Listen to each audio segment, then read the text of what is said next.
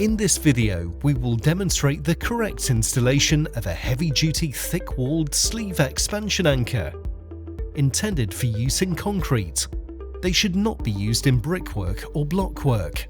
Some manufacturers allow use in hard natural stone, in which case their recommendations on positioning within the stone units and other dimensional limitations must be followed.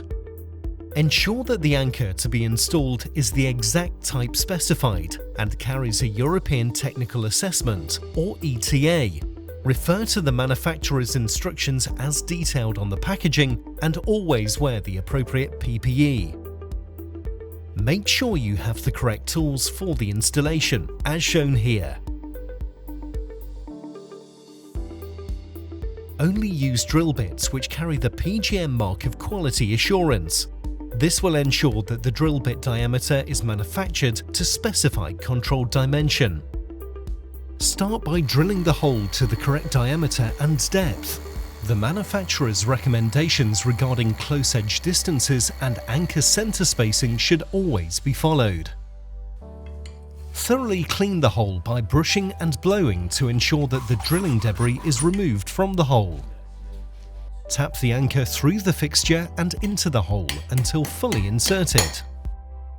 Mounting flanges should have appropriate clearance holes for drilling and anchor insertion.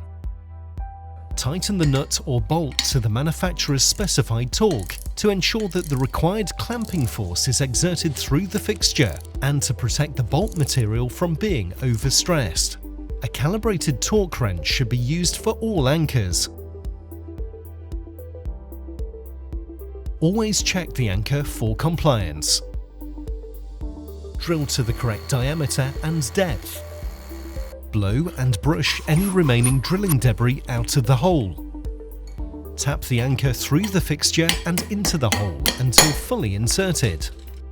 Tighten to the manufacturer's specified torque.